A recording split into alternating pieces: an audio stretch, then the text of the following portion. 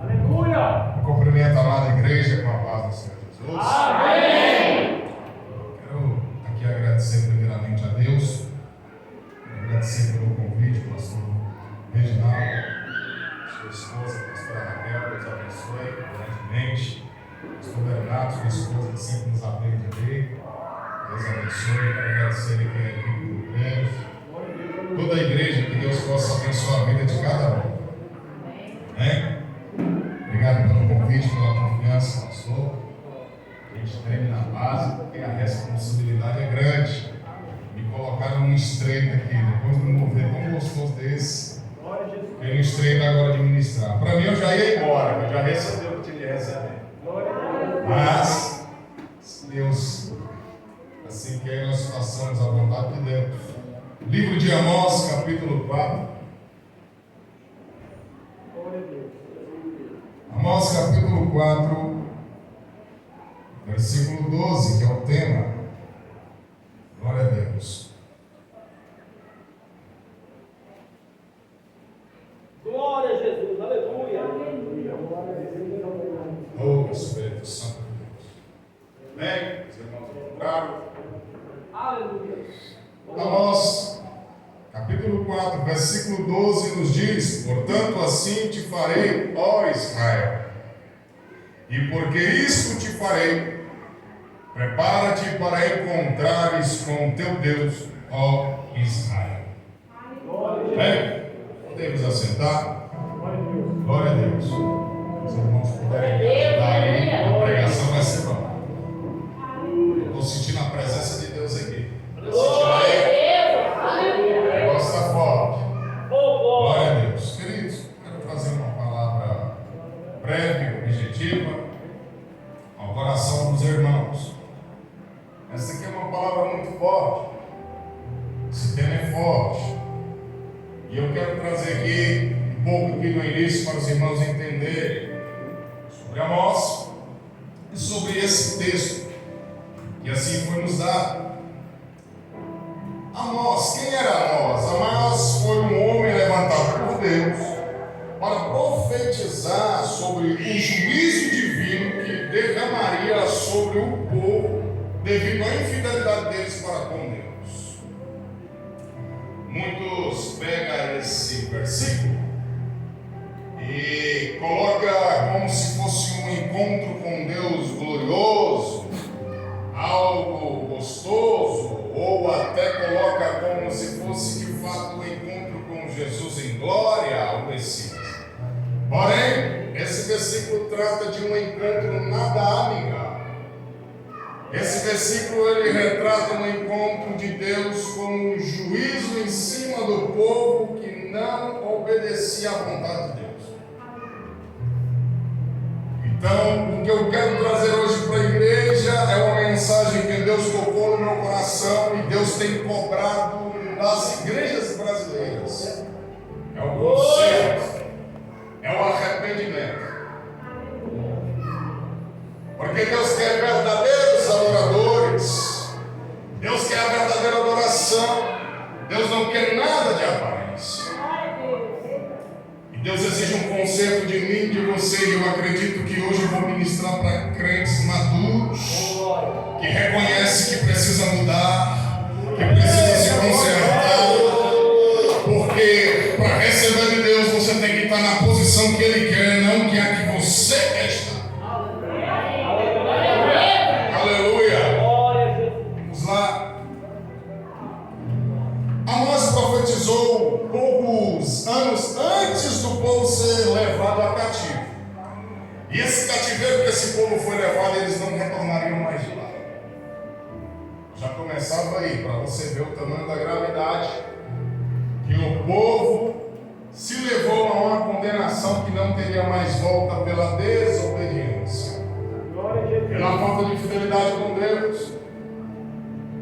Quem vive em desobediência e quem quer viver conforme as suas vontades e seus prazeres está sujeito a viver condenação para si, está sujeito a viver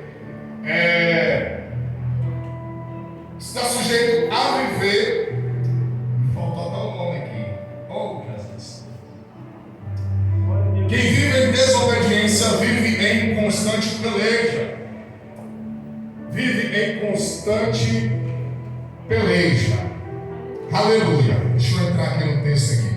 Só um momento. Glória a Deus. Glória a Deus, aleluia. Vamos lá. Deus estava cobrando desse povo, porque esse povo, o povo de Israel aqui nesse texto, era um povo ao qual, por mais que até cultuava ao Senhor no templo, mas eles queriam fazer conforme as suas vontades, eram os seus querer, não era o querer de Deus. Era um povo que vivia de aparência. E Deus, ele não quer um povo de aparência, ele quer um povo que faz conforme ele ordena. Aí Deus levanta Amós para poder levar uma palavra para esse povo. Que palavra é essa? Era uma palavra de conserto. Era uma palavra para que esse povo se arrependesse e voltasse à verdadeira adoração para Deus. Porém, o povo não dava credibilidade a Amós. Até o próprio profeta não aceitava o que Amós estava trazendo para o povo. Essa palavra. Por quê? Porque eles estavam acomodados nos seus prazeres, nas suas vontades, e não queriam fazer isso. Não queriam se libertar dos seus prazeres. Glória ao Senhor Deus. E com isso, Amós, que eles não davam credibilidade. Primeiro, Amós não era profeta. Amós não era filho de profeta. Amós não vinha de linhagem de profeta. Amós era um simples boiadeiro e cultivador. E eu quero abrir aqui um parênteses para dizer o seguinte: você não precisa ser profeta ou vir de linhagem de profeta. Você não precisa ser um profeta, filho de profeta, de linhagem de profeta, para fazer aquilo que Deus está te mandando. Porque Deus usa quem Ele quer, na hora que Ele quer, da forma que Ele quer. Ele pegou um simples boiadeiro, cultivador, para trazer uma palavra de confronto a um povo que não queria um conselho. Oh, glória. E não pense que é fácil você trazer uma palavra de confronto Aleluia. para um povo que não quer um conselho. Glória a Deus. Você pregar a verdade nos dias de hoje que estamos vivendo é muito difícil, porque tem muitos lugares por aí que a palavra é aquela palavra que alimenta o ego, que massageia o ego, é a palavra que só tem profecias de bens materiais, é a palavra que simplesmente diz que Deus, ele só é o Deus que vai te dar carro, ele só é o Deus que vai te dar casa, ele é um Deus que simplesmente no outro dia tu vai amanhecer com a conta recheada. É isso que o povo quer. Glória a Deus. O povo hoje não quer mais aquela palavra de exortação para um conserto, para ter uma vida plena para com Deus, para que agrade o Todo-Poderoso. Glória a Deus. Hoje a mensagem ela é egocêntrica. Os louvores hoje são raros louvores que edificam a Deus, glorifica a Deus. É mais o homem como centro. E esse povo estava vivendo dessa forma. As nossas vontades, os nossos querer. E naquele tempo, o templo de Betel, que era a casa de Deus, estava trazendo isso. Ou seja, tudo era bem-vindo para que agradasse a todos e não a Deus. Glória a Deus. Se a gente for olhar hoje, em muitos lugares por aí, as igrejas estão abrindo a porta para o mundo adentrar, o mundalismo. Porque em vez da igreja se diferenciar do mundo, ela está simplesmente imitando o mundo para segurar as pessoas. E Deus, ele não trabalha, não é por quantidade. Ele não quer, olha, isso tem igreja que quer segurar a gente por quantidade, mostrar que tem mais membros. E muitas vezes é só de aparência, não tem nem o poder de Deus, nem a unção de Deus. No tempo que saiu para trás aí um convite, bem novinha da igreja, para atrair os jovens. Olha o nível. Igrejas que, quando está no momento, antes de um culto, mal termina, vai para um salão, aí fala que ali vai ter o baile gospel, tem a paquera gospel. Tudo desse jeito. Banalizou. O povo está perdendo o temor. Assim como estava esse povo aqui. E no texto, Deus Esse texto aqui vem falar que Deus começa a arrochar o povo. Deus começa a tratar o povo. Aí eu vejo isso aqui como um pai que quer educar um filho que está desobediente. Quem é pai aqui sabe. Quando o filho começa a fazer algo, ou apronta na escola, ou está desobedecendo, o que ele vai fazer primeiro? Primeiro ele conversa, ele alerta, olha, se continuar desse jeito, vou pôr castigo. Ou tu vai apanhar. Se o menino não se conserta, ele coloca no castigo. Aí o castigo vem por algumas etapas. Tem alguém, hoje não existe mais isso não, mas antigamente tinha aqueles castigos, vou te colocar de joelho em cima do milho, era num caroço de feijão, ficava virado para a parede não sei quantas horas. Aí se isso não resolvesse, tirava a televisão, tirava o videogame, tirava o celular. Aí se o castigo não resolvesse, se tudo isso tirasse, o menino continuasse na má conduta, aí o pai vinha com a vara de exaltação. Glória a Deus, aleluia. Aí era o chicote, era o cinto.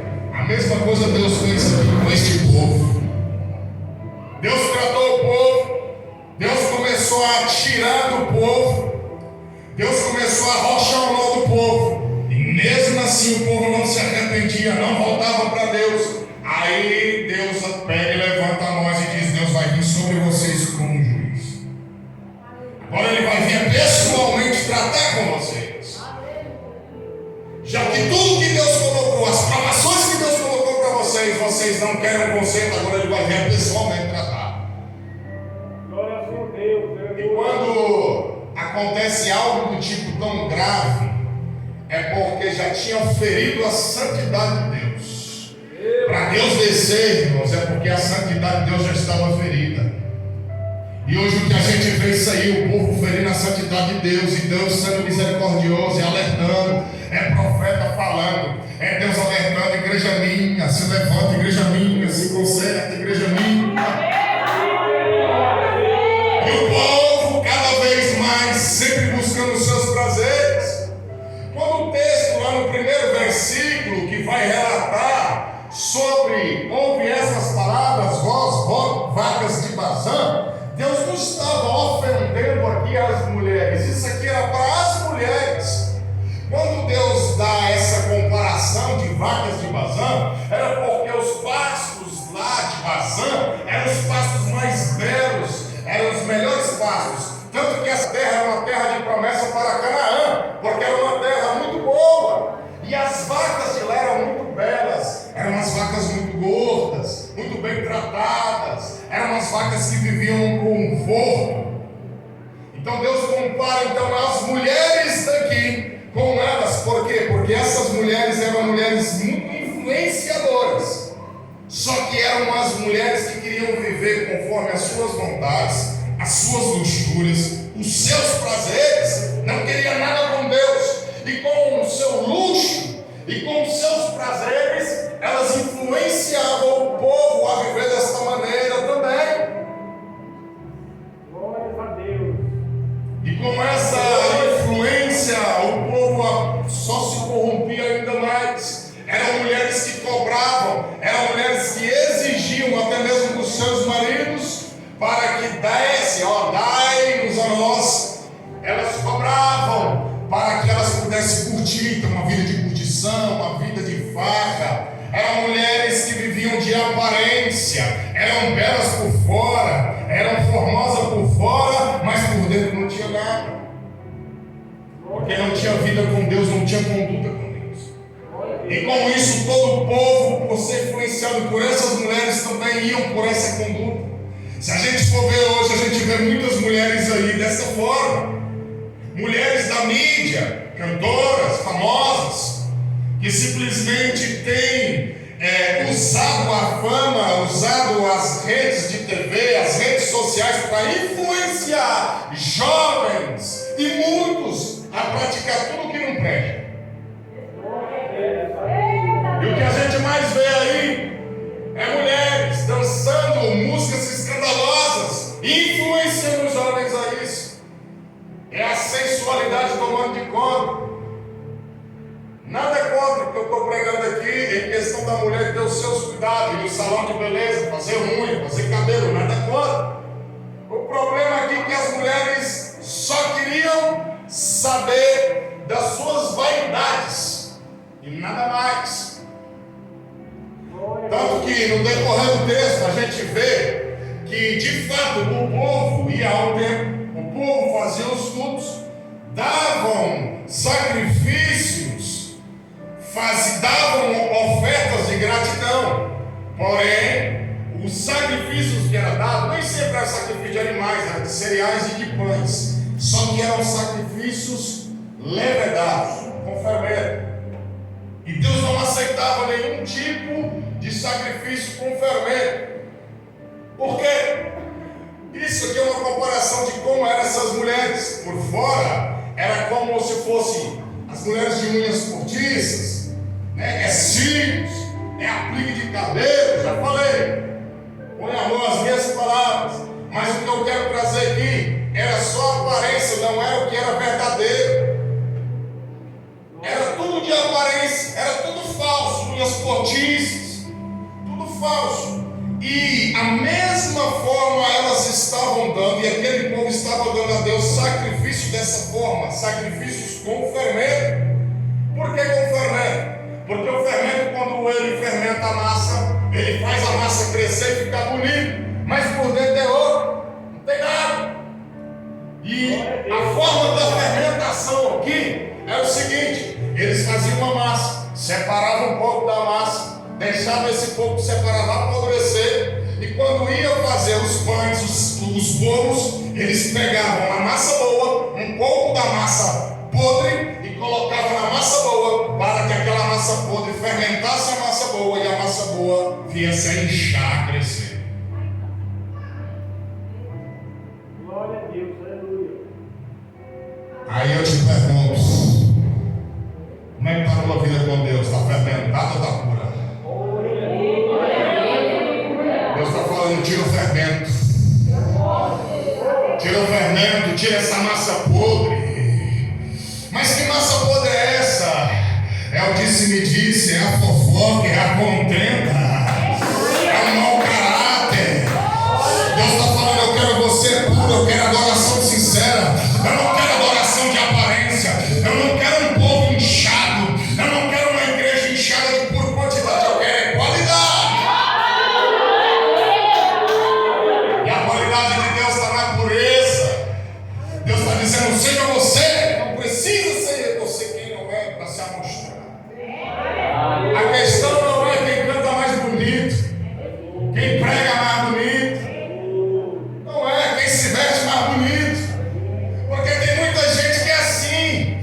Tem o melhor paletó, o melhor terno, até pula, até rodopeia, fala bonito, tem voz de locutor, canta bonito, mas se não tiver vida com Deus não tem nada, é só aparência, é só mover.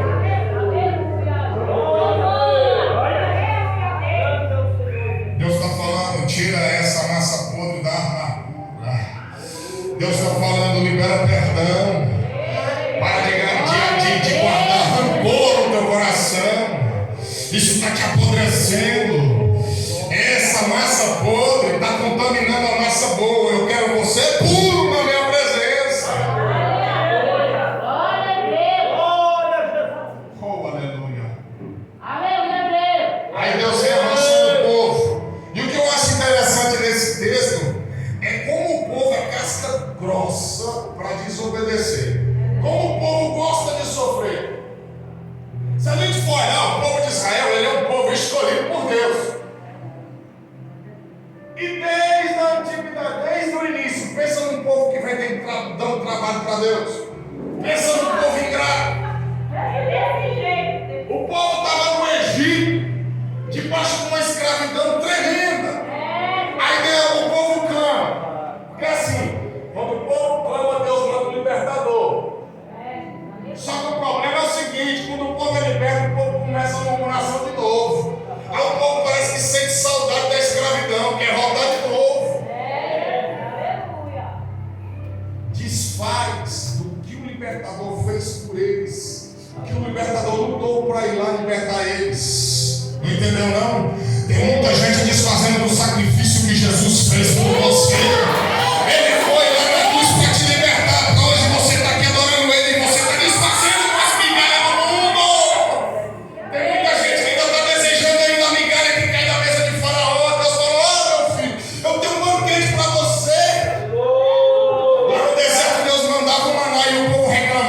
sucesso de nós aqui, esse deserto para morrer, Moisés.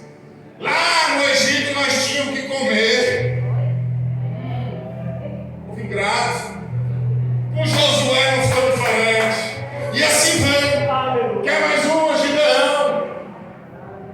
O povo entrega e Deus entrega Israel na mão dos medianitas por conta de que estava desagradando a Deus. Ficou 7 anos sendo escravizado, sendo roubado, sendo saqueado e na miséria. Glória a Jesus. Aí Deus, mais uma vez, o povo clama, Deus levanta Gideão.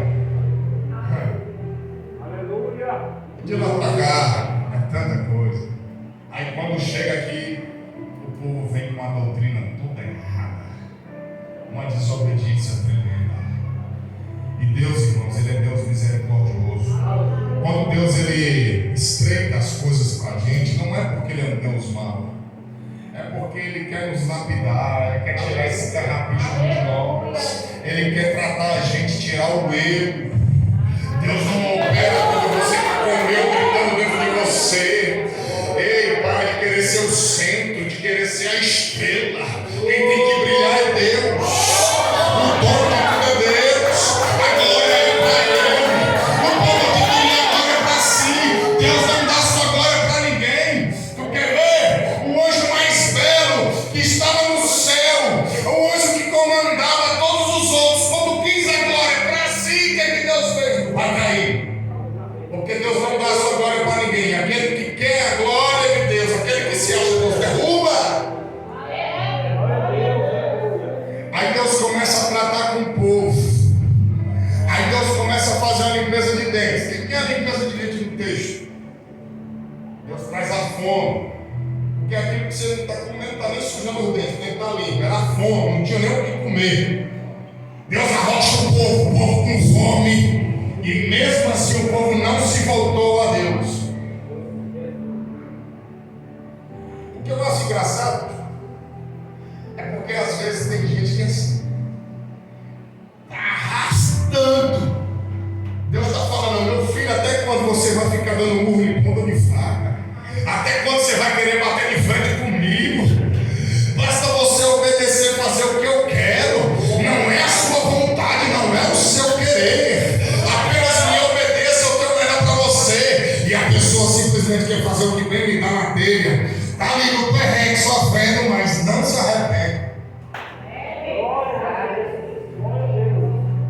E me faz lembrar quando Deus endureceu o coração de Faraó para dar uma lição a Faraó e nos deixar uma lição. Que um coração duro, ele é sujeito a vivenciar consequências graves. E pensa numa nação de um povo de um coração duro. A gente hoje tem uma tecnologia, as redes sociais. Tem um celularzinho, um aparelhozinho desse aqui que você vê todo tipo de notícia que quiser. Você tem a tua televisão, tem os jornais que anunciam. E o que a gente mais vê é os cumprimentos de Deus. O que a gente mais vê é as barbaridades acontecendo. E o que a gente mais vê é o povo se corrompendo. Dificilmente a gente vê um povo se arrependendo, voltando a uma verdadeira adoração para Deus como Ele quer. Deus já falou com tantos profetas que nem brasileiro era, que o verdadeiro, o grande avivamento começaria na nação brasileira. E essa política veio para mostrar e escancarar como estavam as igrejas divididas. Um povo preocupado mais em brigar qual igreja estava do lado